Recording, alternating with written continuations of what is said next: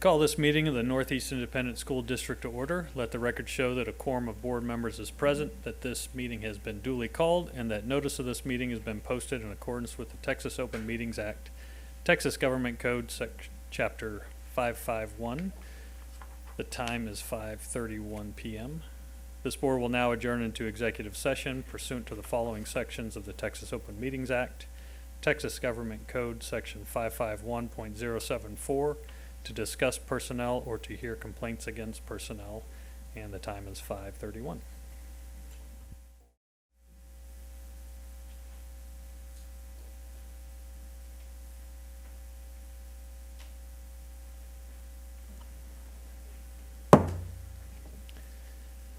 The board will now convene in open session, and the time is 5:49 p.m.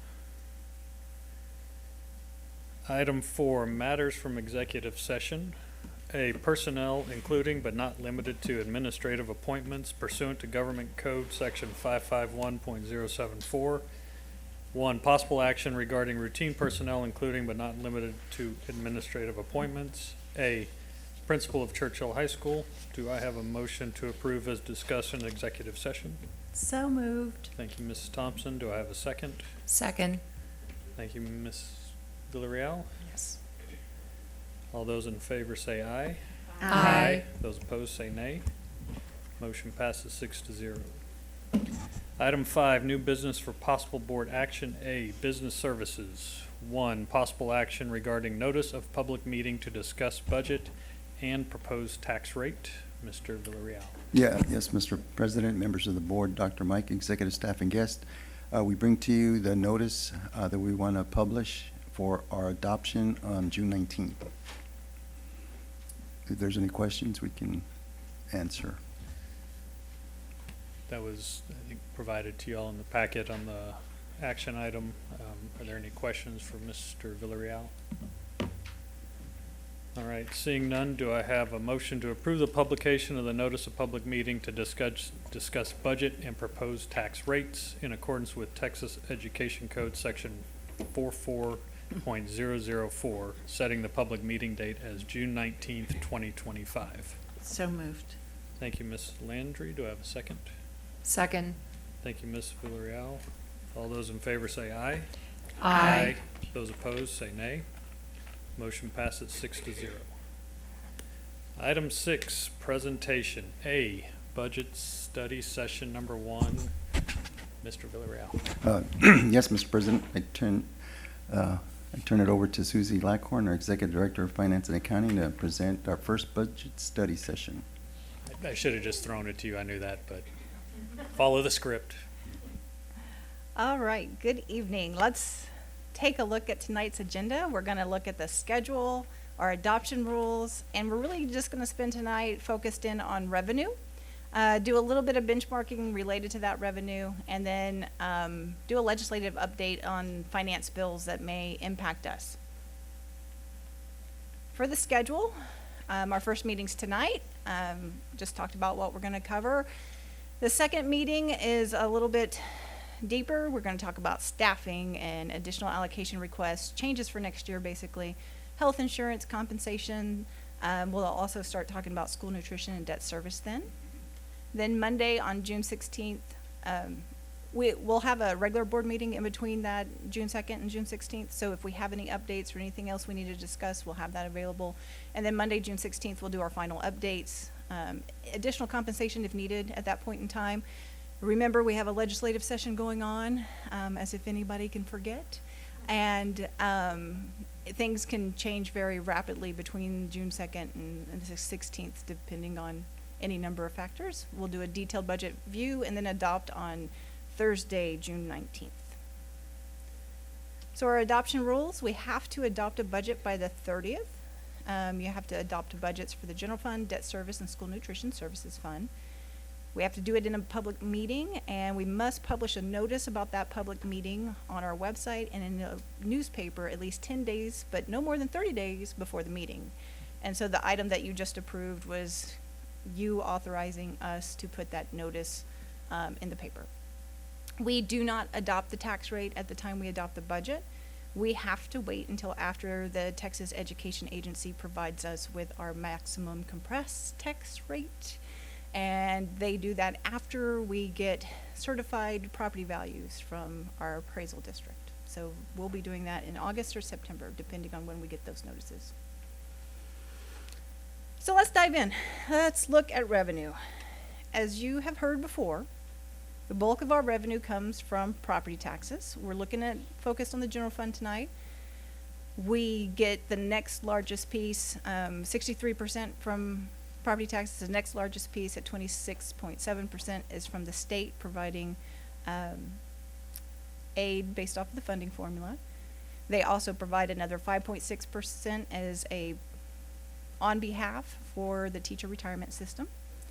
We get a little bit of federal aid in the general fund and other local, such as charges for football tickets, investing our cash and earning interest, renting out our facilities. That falls into other local. So how is that funding formula driven? Well, as you've heard us say many, many times before, our revenue formulas are based on average daily attendance. Every student who, if they were to attend every single day, is allocated a base amount of $6,160. And then the state recognizes that some students require additional services, and so the funding formula will provide weights and additional funding for students in specialized services and settings, such as special education, career and tech, bilingual, dyslexia. And once you combine all those allotments, it forms Tier 1 of the funding model. And then in addition, the state has Tier 2, which is the golden pennies. And I'm going to talk a little bit more in depth about both of these here in a minute. But Tier 1, these are the factors that roll into Tier 1. The state looks at your average daily attendance, which is just a factor of your enrollment and attendance rate, those instructional settings to figure out what additional funds are needed for those students. And then they also look at your property values and your property taxes. So for Tier 1, these are the big allotments that are a part of Tier 1. The regular program allotment, that is your basic allotment, is what we call it on a regular basis. The weight is your average daily attendance times 6160. And you can see here what we had for the end of last year are projected for the current year, and a preliminary projection for 25-26. And as you can see, that number is shrinking year to year. When we would talk about enrollment in a few minutes, you'll see as we lose students, this allotment will go down. Special education is the next biggest allotment, and it's got a massive formula. It looks at individual settings within the special education program, and we are projecting a growth from last year as we had some students change from one setting to another, and then projecting it to stay pretty constant for the next year. Our dyslexia allotment is a 0.1 weight, and so all of these allotments, not all of them, but most of them are a function of that 6160. And so this is the 6160 times 0.1 times the average daily attendance of students with dyslexia. And you can see that allotment stays pretty steady. Compensatory education, this is for our students who are at risk. It varies by tier. Bilingual education has different weights depending on which setting those students are in. Career and technology, same thing there. Depending on what level class, there's, is it the intro class or an upper division class will have different weights. Early education is meant to help fund achievement for third grade reading and math. And so these are funds that are spent helping achieve passage of STAR at that grade level. Gifted and talented is another weight, and there's a cap of your 5% of your enrollment there. College, career, military readiness, it depends on the number of grads, and then there's a flat dollar amount per the grads that meet that indicator. And then we have school safety, which is $10 times your average daily attendance, and $15,000 per campus. You've heard us talk about this one quite a bit whenever we were covering some of our safety requirements in the past. Transportation is a flat rate per mile, and then there's some other little ones that make up the bulk of it, but this is how you get your total of Tier 1. And once you get your total for Tier 1, then you've calculated your total entitlement, right? So that was what we just did. We went through each allotment, calculated the entitlement. Then the state's going to say, okay, how much do you collect in property taxes of that total entitlement? And then whatever is remaining for us, they'll fill in the gap with their funding. Now, for the districts who collect more in property taxes than their entitlement, that money overflows the cup, as we have talked in the past, and they have to send that back to the state through recapture. That's the basic premise of how Tier 1 works. Tier 2 actually has a pretty similar concept, but it's a little bit harder to put your hands around. It's looking at weighted average daily attendance, and it has a guaranteed yield, and it matters how many pennies you have adopted above your base, your MCR, your maximum compressed tax rate. And so let's take a look at that. So for the first 8 cents that a district taxes above the base rate, the state will enrich that. And basically what the state is saying here is, we're going to make sure you collect as much for these golden pennies as the 96th wealthiest district in the state. So most districts don't collect that much in taxes as the 96th property wealthy district in the state does. So to get there, the state's going to make up the difference. They're going to take your weighted average ADA times the yield rate from that 96th wealthiest district. Right now, that yield rate is set at $129. So $129 times your weighted ADA times the number of pennies. So then they say, how much did you collect in taxes for those pennies? And they give us the difference. So it's just like the cup, but with a slightly different formula. And they're making sure that you collect as much on a penny as that 96th percentile wealthiest district. Okay? So this is a very key concept that is now being talked about in the legislature. So we're going to talk a little bit more about what they're looking at here. In total, a penny's above your base rate, you could go all the way up to 17, but only those first 8 are at this golden level where they're guaranteeing that yield rate of that 96th wealthiest district. We have 5 pennies, and you have to go to voter approval to go over the 5. The pennies between 8 and 17 aren't worth as much. They don't have quite the yield on this. And for a district like us, those pennies would trigger recapture. So once we have 2 pieces of the tax rate, we have the tax rate that's set by the TEA, your maximum compressed rate, and then you have however many pennies you've adopted as enrichment, your golden pennies plus your copper pennies, which are the ones between 8 and 17. So we have 5 golden. So right now our tax rate is 6507 plus 5 is 7007. Then that's your total maintenance and operations tax rate.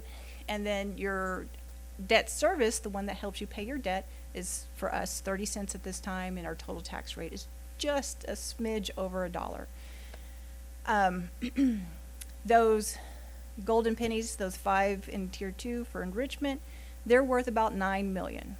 And the state is helping make up the difference to get it all the way to $9 million, to get it to be the same value as that 96th percentile wealthiest district. All right, so now that we've talked about the rate, let's see how the property tax timeline works with all this. So between January and April, the appraisal district will appraise the properties. They'll process exemptions requests, and then in April and May, they're going to notify property owners of their preliminary appraisal value. Then Property owners have until May 15th to protest, and then the appraisal review board starts hearing protests from property owners. We get our first look at the end of April for preliminary values. Then, between August and September, school districts, cities, and counties will start to adopt their tax rates. On October 1st, the tax assessor collector will send tax bills to property owners, and then payment is due to the tax assessor collector January 31st. So what do our 25-26 property values, how are they calculated? So the amounts on the upcoming slide are rough estimates using the preliminary values that they gave us. But realize that they haven't even received all the protests yet when they give us preliminary values. So they're going to keep processing all those protests and then give us certified values at the end of the July. But we will be adopting our budget before we know what values the county is certifying. And even after the end of July, there'll be lawsuits, and some of the protests take a really long time to process. So we're, at this point in time, we're going to use the estimates using our most recent historical trends of how the appraisal roll changes from preliminary to certified. And just to give you an idea of what home prices are doing in Bexar County, the appraisal district sends us countywide home prices. Average sale price is the orange line, median sales price is the blue line. And as you can see, we were on a steady uptick, and then the last 2 years we've seen a slight decline in home sales prices.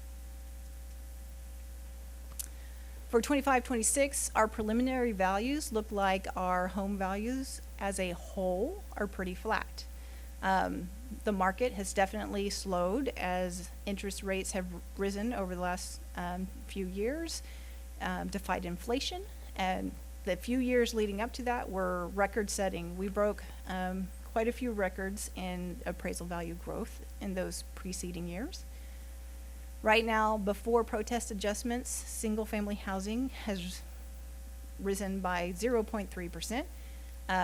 Existing homes declined 0.1%, and we had a little bit of new growth of 0.4%. Bear in mind, some homeowners,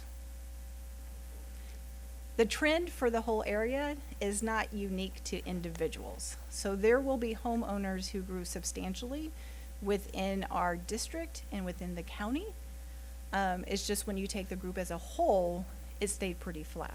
So not everybody will see this constant similar value. Some people will go up, some people will go down. It all just comes out to what the group averages out to be. Commercial property, that's always a little bit tougher. They tend to hire big law firms to help them fight their protests. And so we did see growth there, over 7%, but they tend to drop a bigger percentage during the protest process. And so we'll start getting updates from the appraisal district second week of June. And so we'll start seeing what it looks like as they process protests and how it impacts those preliminary values. But typically we see a bigger swing on commercial property. The good news is commercial property is not as big of a component as our overall home value is to the total property value. So the bigger piece is more consistent. So when we look at our estimated property tax revenue, our appraised value we're thinking is going to drop by 0.6 billion or 0.8%. Homestead caps and exemption. Now, a homestead cap is when your value growth was more than 10% from one year to the next, and that holds over to the next year. So when we were seeing massive growth in the couple of years prior to this, some homes were growing by more than 10%, and so that was sitting in a cap, and then it rolls in. So we're not going to see as big of a cap as we've seen in the past, as that starts to get eaten up without this, since the growth isn't as high as it's been in the past. So then our total taxable value looks like it's going to even out if the trends hold. Our frozen values, as homeowners age into over 65, they can get their taxes frozen. And so each year that number tends to grow in our community as those homes are being held by homeowners and not turning over as much as they did in the past. And so that number is growing. And our net taxable value is decreasing by about 1.2% based off of the estimates. That would mean our tax rate would not get compressed because our values are not growing by more than 2.5%. So state law requires that if your property tax collections grow by more than 2.5%, the tax rate has to be compressed down to prevent you from collecting more. And then the state would come in and make up the difference for you based off of the CUP, the funding formula. But we're looking at no change there based off of the requirements of the law. We add back in our frozen taxes, and then we end up with M&O taxes just $1 million different based off of what the preliminary looks like at this point in time. All right, just a couple of key reminders, and I'm actually required by law to point this out. So an increase to or a decrease of the tax levy is not a change to your overall revenue because of the way the funding formula and the CUP works. So if your taxes increase, the state's going to kick in less. If your taxes decrease, the state's supposed to kick in more. And so because that funding formula is tied to property values, those changes are almost dollar for dollar. State aid's just going to make the difference up. We're just shifting between state share and local share of our total entitlement. The state would reduce our tax rate if we had grown by more than 2.5%. And again, even when you grow by more than 2.5%, that means even that compression, some homeowners will see much larger growth and others will see decline and some will stay flat. So it's really the district as a whole that this is calculating, not individuals. Overall, our property makeup stays very consistent. It might change by rounding one digit here or there, but 60% of our property makeup is in single-family homes, 23% is in commercial property, 10% in multifamily residential, and right now, the average home market value before protest adjustments decreased by $300 from $365,889 to $365,578. All right, so now we've talked about property values and property taxes, and they are the first things to fill the cup. Let's look at some of the key components of the funding formula. One of them is attendance, as we are funded on average daily attendance. So, some good news here. The bright green line, which is kind of in the middle, is the current school year. And that's why we only have through the 5th 6 weeks, as we are still finishing for a few more days, the 6th 6 weeks. And that bright green line is slightly higher than the blue line below it, which is last year. So we are seeing a slight improvement in our attendance rate. We're still not at the levels that we were back in 1920, and but it is good to see some progress here. And our trend is looking similar to our trends of the past. Another key component is enrollment. Each year we take a weighted 3-year average of survivorship, so how many students survive, stay with us from grade level to grade level by campus all the way through. It's a lot of numbers. And so the projection for 25-26 is just over 55,000 students. Oh, and I will make a note. We had projected 55,800 and change for 24-25, and our actual enrollment was higher. And so when we look at our forecast for the year, in a little bit, you'll see that our revenue is better because we ended up with more students than what we were projecting. All right, so let's take a look at some of our neighbors and their revenue. When we look at general fund revenue per ADA for last year, you can see that several other districts have a lot more revenue per ADA. A big driver of this is how many golden pennies they've gone out in their Tier 2 enrichment. It could be a couple of factors. Alamo Heights is sitting over there. They are in recapture, and so that recapture number is not reflected here at that. This is the way the Texas Education Agency requires us to report things. But as you can see, when it comes to revenue per ADA, compared to our neighbors, we're on the back end of it. Some districts receive other allotments, the small and mid-size allotment, which we do not qualify for, and that drives quite a bit of potential revenue for them. And as you can see, a lot of our neighboring districts have gone out and gotten other golden pennies. Some of them have gotten the coppers, so when you see it over 8, they've gotten all their golden and some of their coppers. And those of us with 5 are sitting at what is legally allowed without an election. Fund balance as a percent of expenditures. This has been pretty interesting over the years. Some districts just lived in a world where they had a massive amount of fund balance. Some districts have always been more of a kind of break-even kind of operation. The federal funding for ESSER changed a lot of things, and almost everyone's operating at a deficit these days, and so those reserves are starting to trickle down. We are kind of holding our own, and we'll talk more about fund balance in a little bit, but you can see where we rank. Some of these districts had socked away money for years, and it'll be a while before they get through their reserves. It is interesting to note, we're not seeing it this legislative session, but we often see it where legislators are focused in on how much fund balance districts have, and so sometimes they are not eager to provide funding when districts sit on a large amount of fund balance. All right. Okay. I think I need some water before we jump into this legislative session. All right. So let's take a look back at the 2023, the 88th legislature. This is where it ended. There was a lot of money for property tax relief.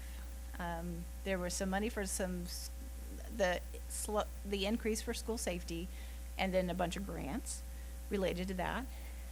They had $5 billion that was planned for public education, but nothing ever passed. It got held up by the education savings account debate. There were 4 special sessions trying to get that through. That never happened. They did spend money on that they were required to on projected enrollment increases. They are required by law to increase the golden penny yield set at that 96th percentile wealthiest district. They increased some funding for new instructional facilities. They basically restored cuts that they had done for the new instructional facilities and the technology and instructional material allotments.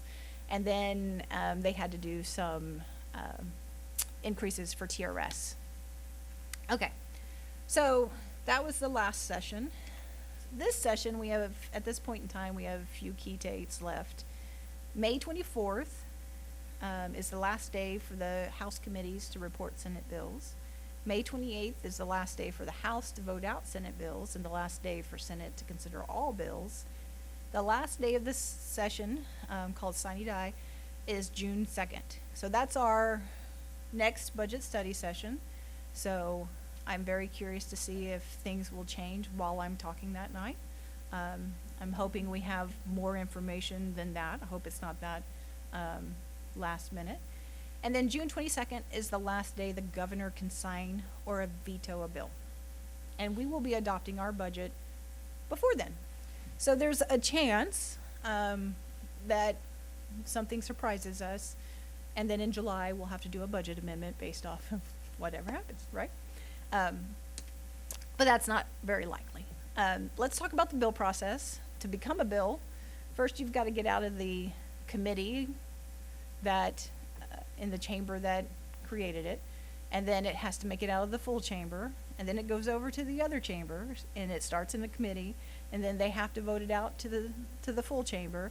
So both sides have to pass it out of committee and chamber, and then they have to agree, and then it goes to the governor to be signed. So it's got a lot of challenges before it can make it, a bill has to get through a lot before it can be signed. So things have actually already been signed. There was a lot of press coverage when Senate Bill 2 was signed. It creates the educational savings accounts.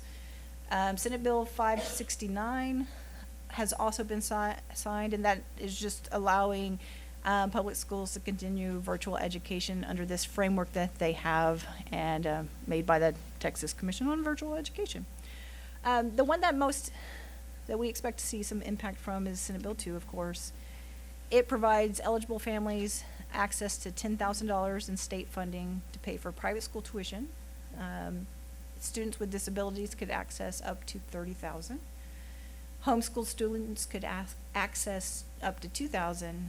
And there's some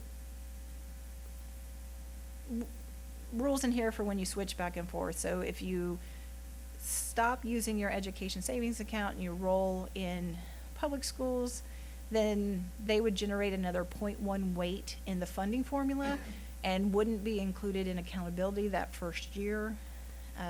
Public schools, one thing that's in here is that public schools would be required to provide evaluations for special education upon request of any of those program participants. All right, so things that have passed both chambers but not yet made it to the governor. Senate Bill 1023 just requires adding hyperlinks to our truth and taxation forms. It wouldn't be any burden or anything. Senate Bill 1025 requires us to say this is a tax increase language on a proposition for voter approval with a tax rate election. House Bill 3526 creates a database on debt issued by school districts and other local governments. And then there would be a lot of reporting requirements associated with that, where we would have to send data and things, but nothing overly burdensome. House Bill 210 would prevent vendors from bidding on school district contracts. If anybody on the Board of Trustees had a substantial interest in that vendor or was related by the second degree of sanguinity to someone who had substantial interest, or if a board member had received a gift of more than $250. This actually puts it in code what kind of violation it would be, whether it's a misdemeanor and those kinds of things. But we are watching quite a few other bills. They are still alive at this point in time. At the regular board meeting, we talked about Mr. Bywaters talked about House Bill 19, which is one we were watching very closely. It never made it out of committee. So the deadline to get out of the House committee has come and gone, and so it is essentially dead. That's the one that would have restricted the majority of districts in the state from issuing new debt.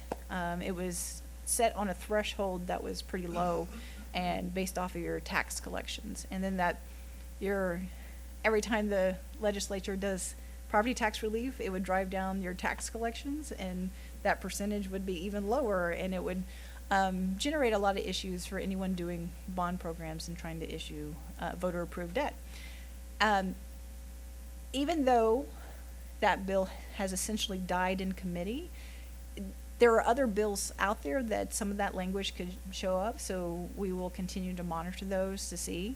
One big bill that we would expect to finish eventually is Senate Bill 4, and that increases the homestead property tax exemption from $100,000 to $140,000. It does include hold harmless for us, so should not create a financial issue for the district. Senate Bill 1453 just changes some budget publishing and debt requirements in relation to that. Senate Bill 2529 would require 60% approval on the vote to issue bonds in order of VATRE. Senate Bill 2395 restricts uses of unspent bond proceeds to things authorized by the bond or to repay debt. Senate Bill 414 just changes some bond ballot language to include interest and principal. Senate Bill 506 says election ballot language must be neutral. I kind of thought it was already neutral, but this is just, I guess, maybe putting it in code that it's required to be. Senate Bill 533 would prevent May elections for bonds. And Senate Bill 1209 requires a minimum number of instructional days at 175. And Senate Bill 875 prohibits electioneering from school district staff. All right. But the one that we are watching most closely is Committee Substitute House Bill 2. This gets a lot of press coverage. It is the school funding bill. And the Senate had sent a version over to the House. The House had drastically changed it, sent it back. So now the Senate has changed what the House changed. And I think it's getting a hearing tomorrow. It just passed committee. It just came out 20 minutes ago. Like, while I've been talking, it has passed committee. So that means it will go to the floor of the Senate, and then the House will have to either accept it or go to conference committee to hammer out the differences between their version and the Senate version. Okay, so let's talk about what this bill does. We have not had a lot of time with this bill. It is 225 pages. Late last week, we got It's now 229. Okay, it's 229 pages now. I can't wait to find out what those other 4 pages are. So we got a brief summary, and then we got a longer summary. We really haven't had this bill language very long, but a lot of it is pieces from other bills just kind of thrown together. All right, so let's talk about what this is. This very first thing is an increase in the basic allotment of $55. So it would go from $61.60 to $62.15. But this is not additional funding that they're providing. They're going to stop increasing the golden penny yield at that 96th percentile wealthiest district rate.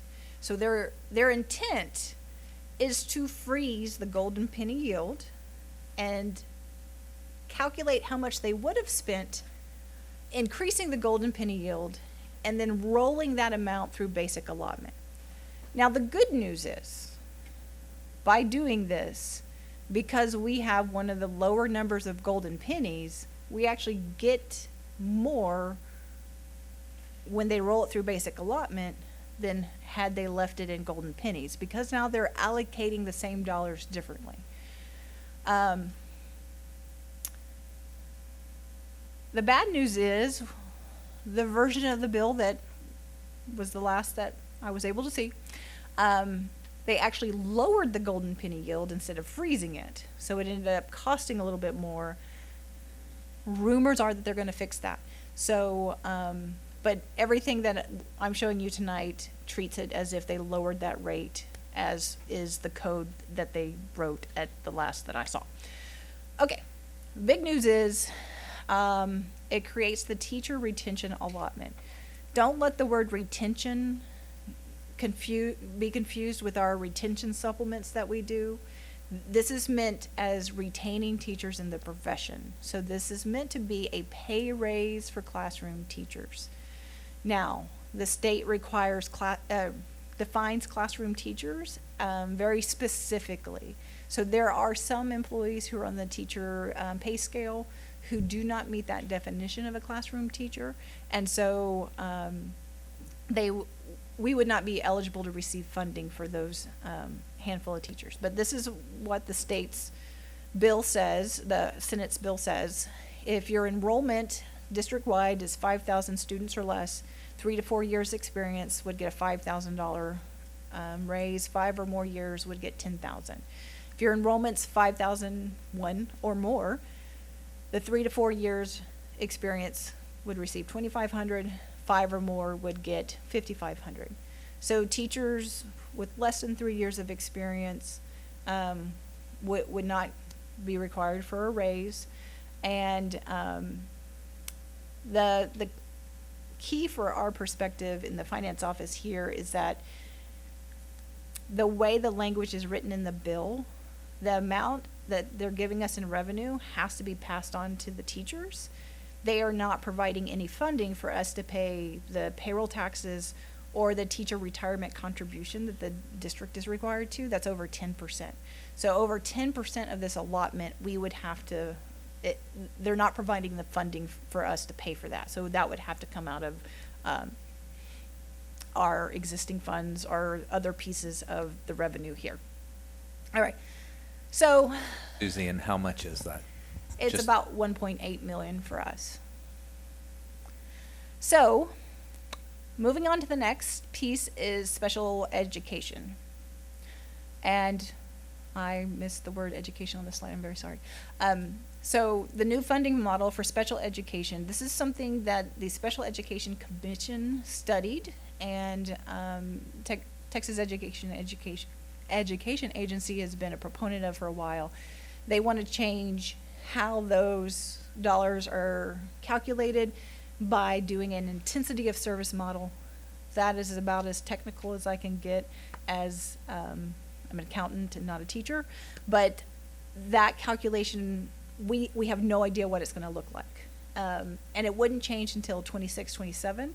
The law that's written right now in this code would tell the commissioner of education to create the formula. So there's not something for us to model to figure out how much we would get. They are adding additional dollars, so you would expect to see possibly some growth, but until you see what that formula looks like, there's no guarantee on what's going to happen there. Now, the good news is it wouldn't happen until 26, 27 because the agency needs time to write the formula, basically. So it wouldn't be ready for 25, 26 at all.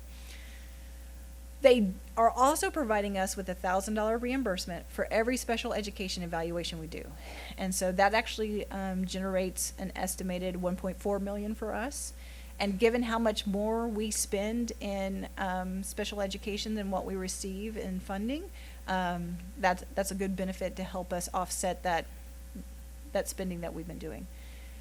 It also adds JROTC courses to the list of eligible career and tech courses. There is a cap, but that cap looks like, I think it's at 20 million, but that's about at what the estimates are statewide. We just don't know which courses and which tiers they would be in at this point in time. It increases the P-TECH multiplier. So students who are enrolled in a P-TECH program, the multiplier would go from $50 to $150. It provides additional funding and complexity for the early education allotment. Oh, so early education. Okay, let me take you back to 2019. House Bill 3 passes. And House Bill 3, the state requires full day pre-K at that point in time. But pre-K students only generate half day ADA. And so there was a disconnect between the requirement that we all provide full day pre-K and the funding formula. They didn't fix the funding formula, but what they did say is that the early education allotment part of the Tier 1 funding formula could be used to help pay the extra half-day costs for all the teachers and assistants for pre-K. The early education allotment is calculated using student average daily attendance in grades kindergarten through third. And so those pre-K students aren't even included in the calculation of the allotment. So what they're trying to do here is make the early education allotment pay for pre-K. So they've added a layer that calculates based off of all of kindergarten through third grade. Right now, the allotment only does economically disadvantaged students in K through 3 and students learning English in K through 3. And so now they're going to do another piece that is all students in K through 3. And then they're going to do an estimate of how much full day pre-K should cost your district and include that. Nobody's exactly positive how they're going to calculate that. We expect it to generate additional income, but not necessarily causes any real harm here. It's just not something that we can put our fingers on, and it feels very complex at this point in time. And now I'm just going to move on. So it also creates an allotment for required reading interventions. It increases the special education CCMR outcomes bonus. It goes from $2,000 to $4,000. It increases teacher incentive allotments and adds another level in 26-27. Then it increases the school safety allotment. That was a big push because House Bill 3 in the 88th legislature required an armed person at every campus, right? But the funding that they provided in that session didn't cover the cost for districts to do that. And so this helps offset that underfunding that they did in that last session. They increased the special education mileage reimbursement by 5 cents. And right now, we're only eligible to get reimbursed for the one industry-based certification exam per student. This would increase it to 2. And we've got a lot of students who do quite a bit.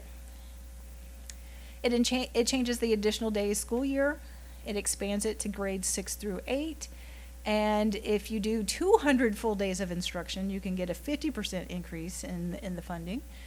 It allows children of classroom teachers to be eligible for state-funded pre-K. It does prohibit districts from charging tuition for non-eligible pre-K students. If an intermediary determines that a private provider has available capacity. So basically, TEA is going to name some intermediaries, and that's the term used in the bill, and they will determine whether or not a private provider is available. We don't know what the definition of available is. We don't know if it's within 20 miles or 2 miles, or we have no idea at this point in time. But there's a chance that we would be prohibited from charging tuition. So we allow non-eligible students to attend some of our pre-K, and we charge tuition for it since you don't receive funding for them. And so this could prohibit that. It reduces that Tier 2 golden penny yield, as we talked before, where they're trying to move it from to the basic allotment, and requires math achievement academies.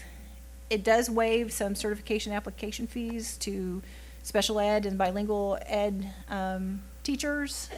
So some really good things in this bill. It provides grant funds to reimburse TRS surcharges for hiring retirees. Requires TEA to develop training for strategic compensation, staffing, and other topics. It allows a teacher to remove students from class, and then it has some requirements for the commissioner to adopt a list of instruments to use in K through 3 to measure literacy and math skills. And then we would be required to administer those twice in kinder and 3rd grade and 3 times in 1st and 2nd grade. And then if 2 consecutive instruments are failed by a student, then they would require us to provide intervention, and they would provide some funds for that intervention. Require school boards to meet at least once a year to discuss the performance of special education students. This is a really big bill, and I summarized it in 4 pages, but there's a whole lot to it, and it grew by 4 pages since the last time I looked at it, so. Ms. Lackhorn, I think Ms. Oh. Shelton had a question. Oh, I'm sorry. Did you want to ask it, or you want to hold it for now? Well, I understand that. So we'll just hold it. We'll hold them for now. Okay, we're almost at the end. I feel like, because for my questions, we gotta go all the way back to the beginning, so I'd like to start with the one on 45 about pre-K. I just wanna understand that a little bit more. The pre-K one, you said that it prohibits the district from Mhm. charging tuition for non-eligible pre-K students if there's a place that could do it. Yeah. So will we have to still take them if we Shel- can't charge them? Can you turn on your microphone, please? Oh, so sorry. Thanks. So will we have to still take them if we can't charge, since they're non-eligible? We'll have the We're- option of not taking them? Yeah, we're only required to take the eligible students. Okay, thank you. ask a question while we're in the vicinity?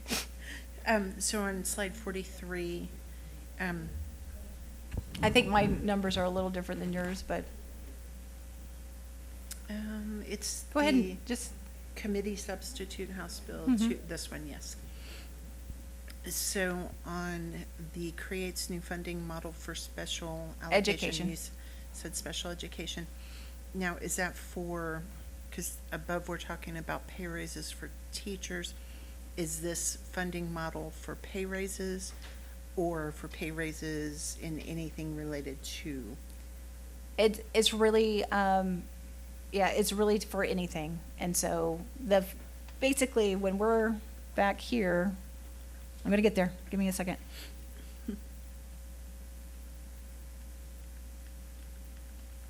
Right here. So they calculate a funding formula based off a setting and say, this is how much we're giving you for special ed. And you've got to go fulfill your needs for special ed. And we spend twice what we're required to. And so they're going to change the way that's calculated. So the way that formula is working currently, they're going to change it. And so you spend that fulfilling the needs of your special education students, however that needs to happen. And so it's not specific to, you got to do this with it, or this with it, or this with it. This is for special ed. Okay, so teacher raises and everything else included. Okay, that's all. Thank you. Ms. Villarreal. Okay, I'm in shock over here. And, I don't know whether to laugh or cry, all right, over this thing.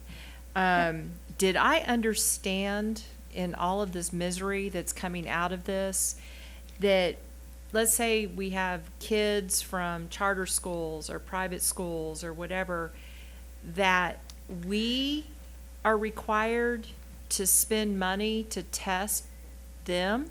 Yes. So we would be required, if they request, to provide a special education evaluation for them. Now, and so that has passed through Senate Bill 2. The governor's already signed it. So we are required to provide that if they request. One thing I didn't put on here because there's so many points, but see where it says here, it provides $1,000 reimbursement for every special education evaluation? For 2 years, and 2 years only, they would give us $3,000 for every special education evaluation we did for the private schools. But how much does it cost us to do this? Are we going in the hole? Because you know what's going to happen. The floodgates are going to open, and we're going to have everybody in San Antonio coming to have their kids tested here.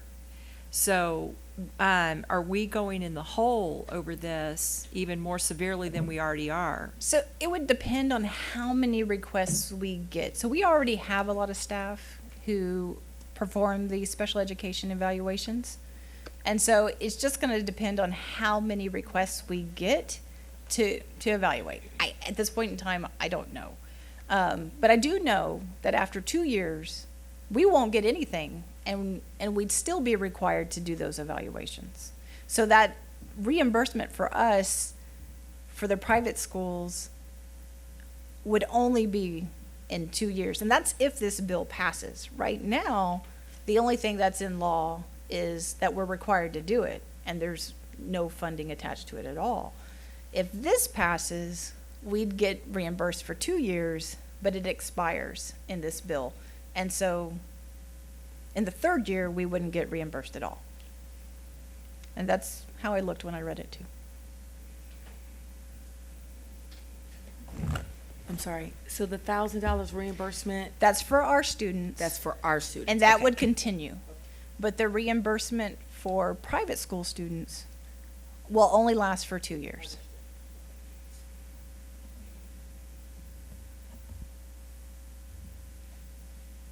All right, Okay, all right. keep moving. Anything else about House Bill 2? All right, so how about some good news? We are better than what we thought we would be, okay? So when we were working on the budget and early in the year,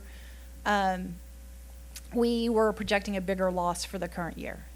But like I said earlier, we have more students than what we were projecting, so our revenue's higher.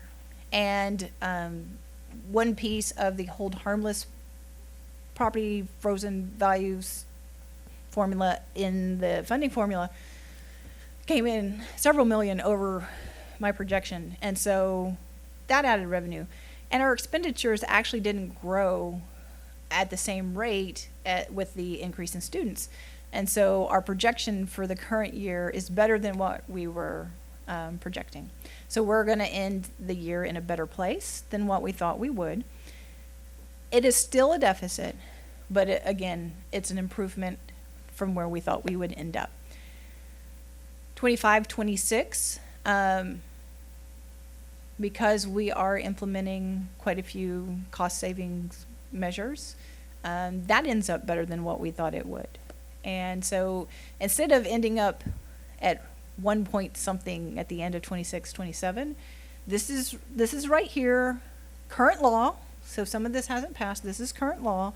This isn't giving raises or increasing health insurance. This is everything status quo.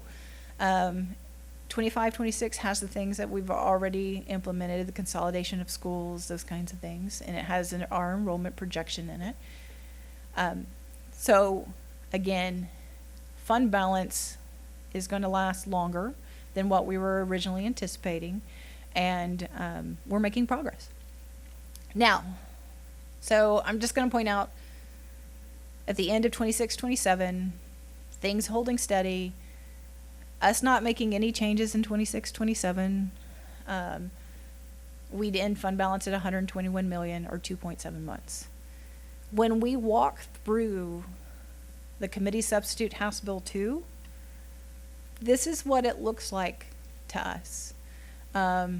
Because so many of the funding pieces have spending attached to it, like the biggest piece of it's the teacher pay raise. We end up in a pretty similar position.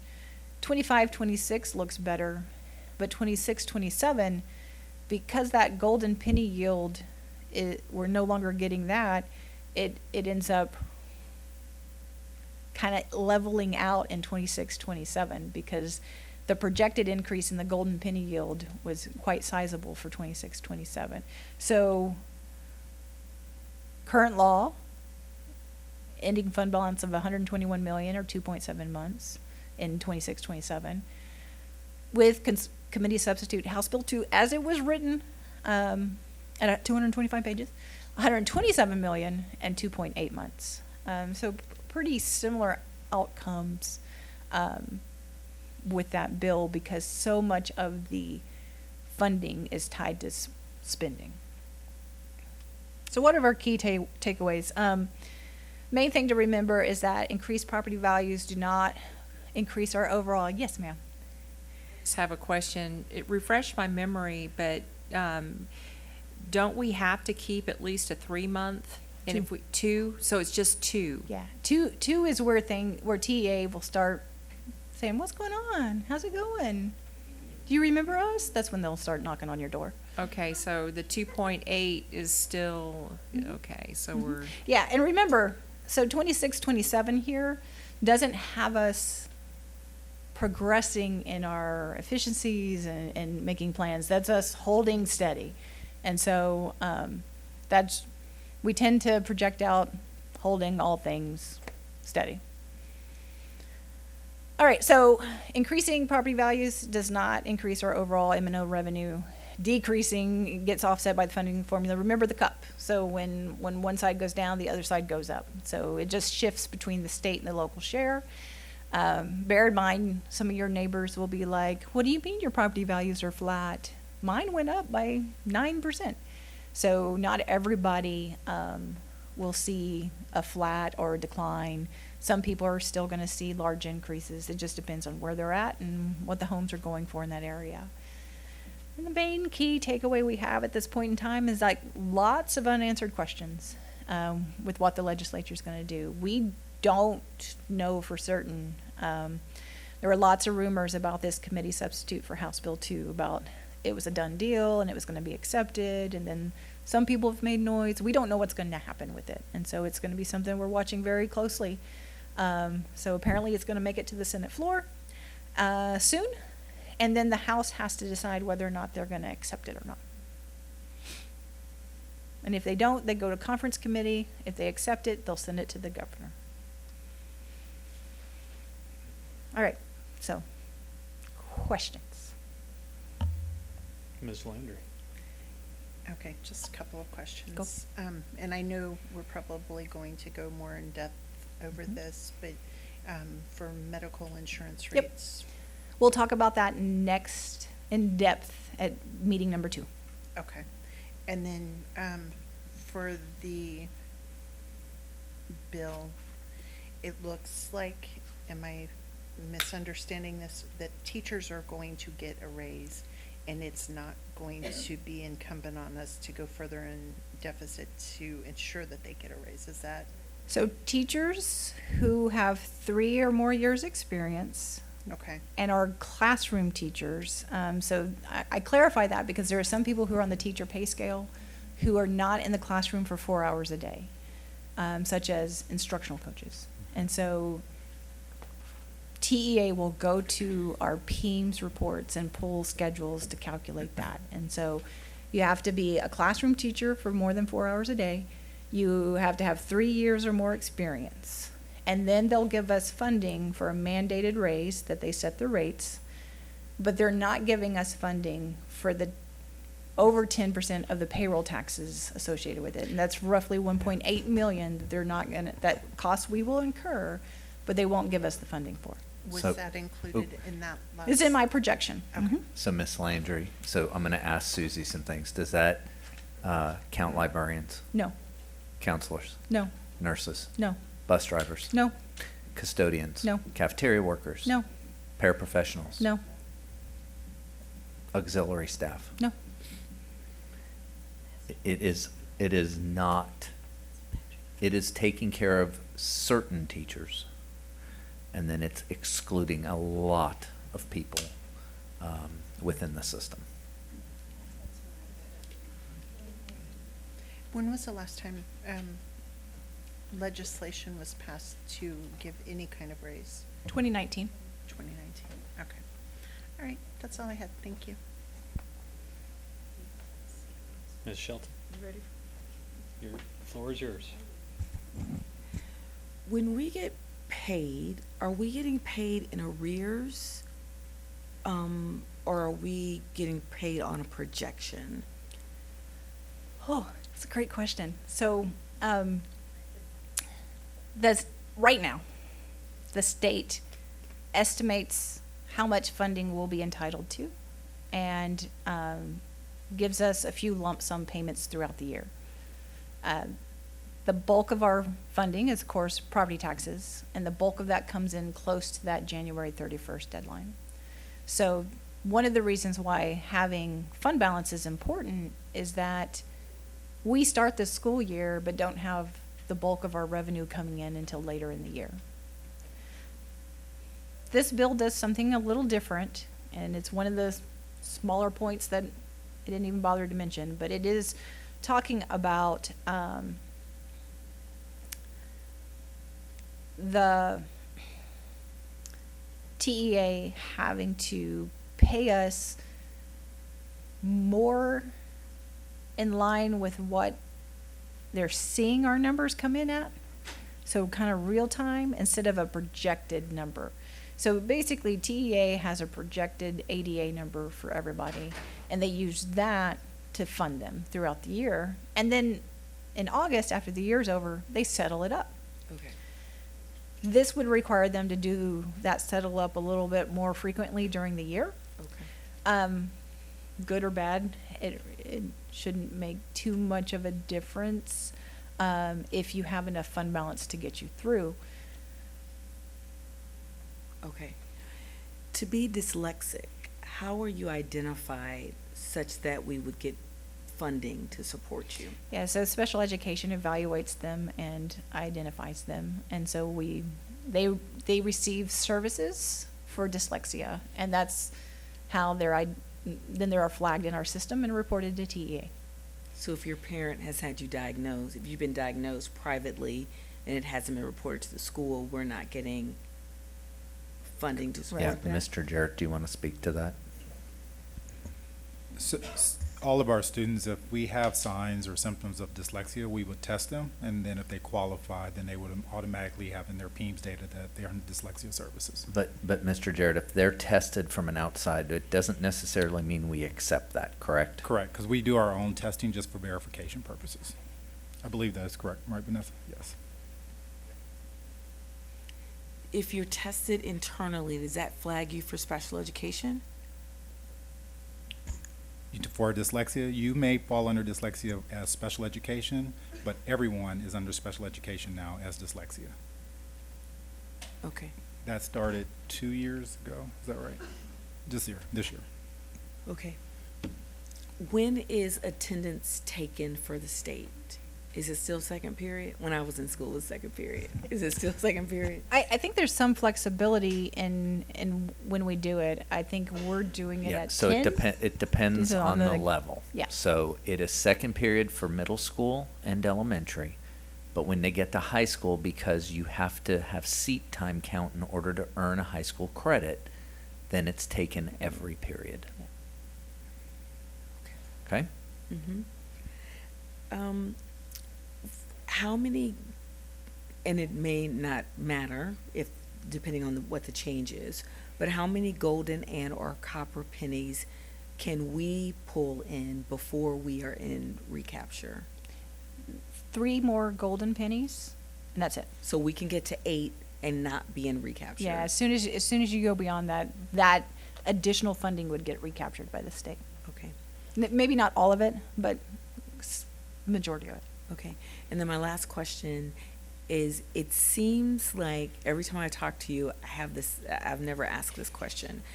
We're capped. We can only get $1, right? We can't get $1.10 based on the number of students and the fact that some of it's coming from the state, some of it's coming from property, but at the end, it can only be $1. Yep, the cup is the cup. The cup is the cup. Okay, thank you. That's the one thing, Ms. Shelton, I think is, people think we can, in a business, right, you could increase a fee or something. We don't have that ability. That cup is it. Like, they tell us what we're gonna get, that's what we get. Yeah, the only way to generate revenue in it is like to increase your attendance, which is why we looked at we follow attendance so closely, and why we're encouraged by what we saw this year, which is a slight increase in it. We've deployed a lot of things this year to increase that. That's one of the way. The other way is to increase enrollment. That's why Susie said our forecast isn't as bad, because we projected and we got, 800 kids or about that many more. So those two mechanisms 600. are the way to grab it. Does the attendance, I know we're tracking attendance pretty closely and don't just wait till the end of the year, but does it look like it's trending this 6 weeks to be kind of on par with the other years where there's a slight decline? Or is it, do we have some other magic where it's going up for the rest of the year? We should finish the year, because if you look here, Is it- that bright green Yeah, and that blue line below it is the bright green's this year, the blue line is last year. So we should finish the year, unless we see a surprise tank in this last 6 weeks. It's very hard to pull 6 weeks attendance data in the middle. You have to Yeah. wait until everything Okay. gets cleaned up, because Okay. they're processing doctor's notes and all That's true. sorts of things. And so I have been burned in the past of pulling too early and getting my hopes up and then later on seeing it come so down. theoretically, that green line should Mhm. generally parallel the blue line, let's say, because there's an expected dip Mhm. in that last 6 weeks. That last 6 weeks, you always have that dip during flu season, which is that dip that you see consistently there in the 4-6 weeks. Yeah. That tends to be flu.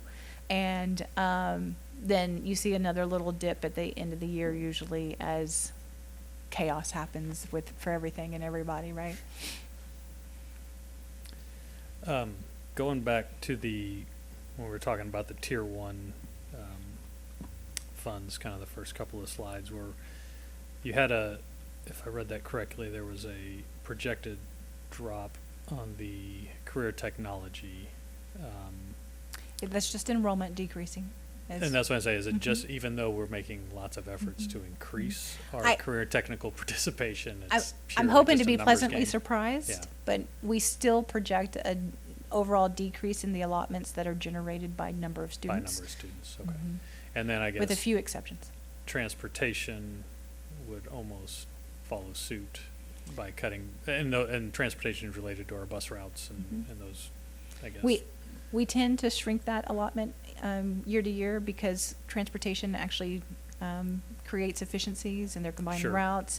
And we talked earlier, you had a presentation just a few months ago about some of the changes we were talking about making. That won't have a huge impact here. But at the same time, just overall, we tend to have this happen. As the number of students shrink, Right. we need fewer routes. Sure. And so Sure. that's just a factor of it. Okay. And we were talking about in House Bill, or I'm sorry, the bill that we were talking about, is that House Bill 2, where we're discussing the teacher allotment. And that is a true raise, meaning that it's not just a one-time money for them, so any future raise would be based on that increase. So if they get $2,500, that's now their base salary, correct? Yes. And so all of that money has to be used for those raises, and then we're carrying the burden of the 10% for Mhm. payroll taxes. Yep. Okay. And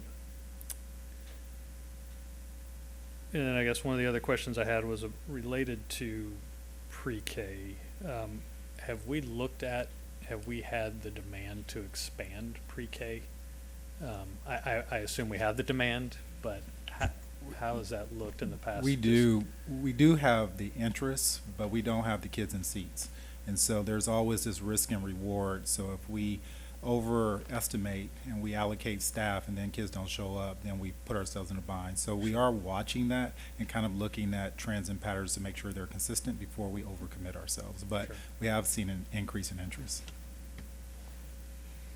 And then this is actually had a question somebody asked me that I thought I would pass along, but when a district gets into something like recapture, what prevents them from just adjusting their tax rate to where all of a sudden they're not in recapture anymore So and they keep as much of the funds there? I mean, obviously they're keeping the same amount either way, but I mean, is it TEA always funds you on the different components based off of what you're supposed to collect in taxes.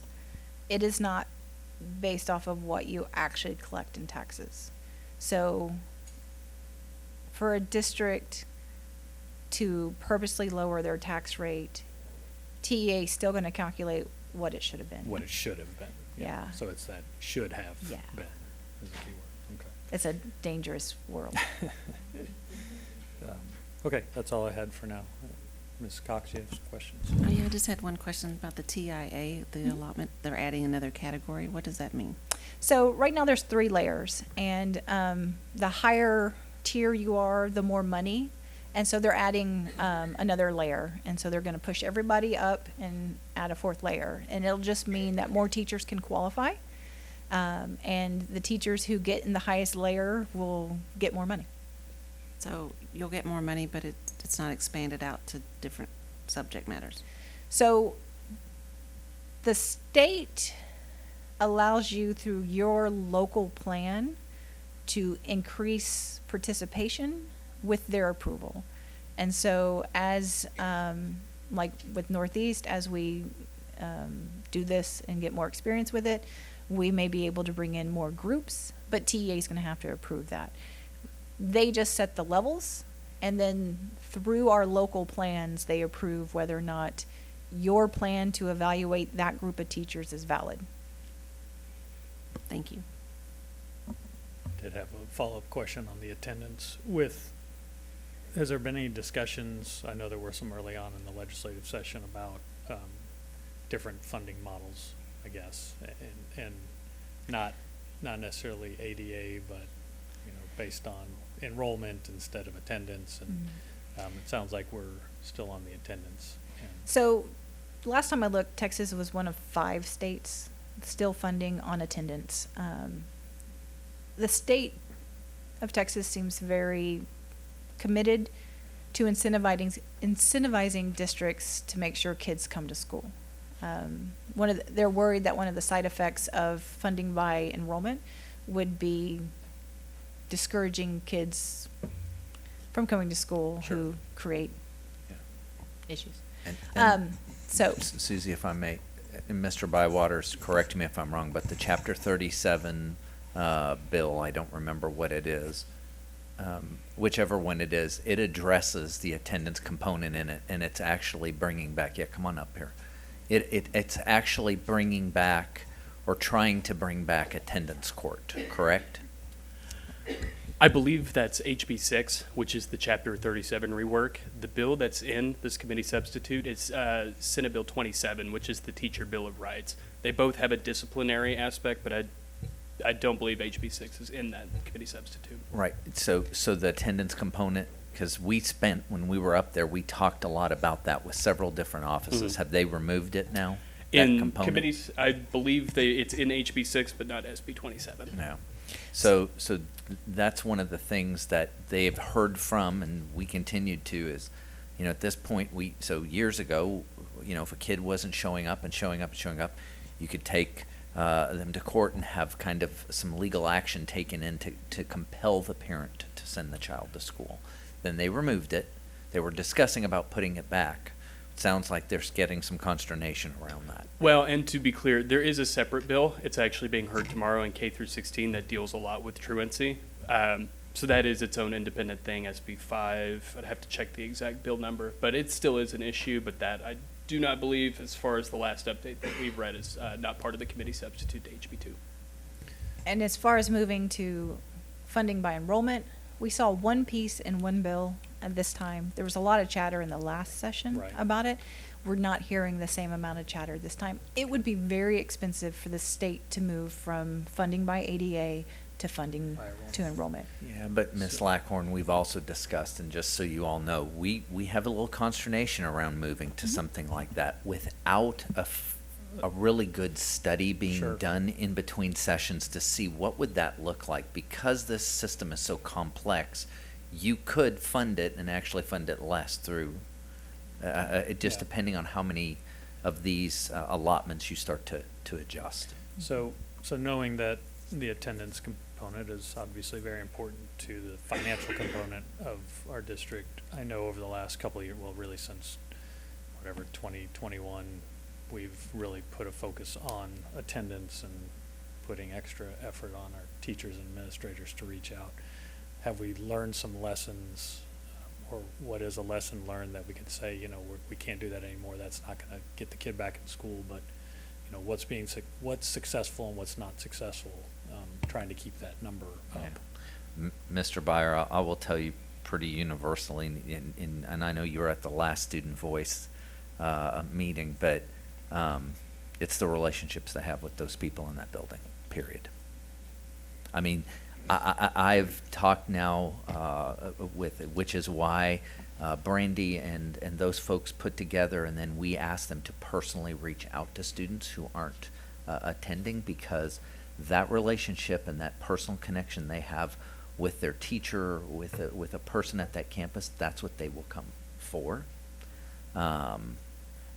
It's it doesn't matter who I speak to, that's what I hear over and over and over again. Any other questions, comments? Ms. Shelton? Is there an opportunity to get the updated deck? Yes.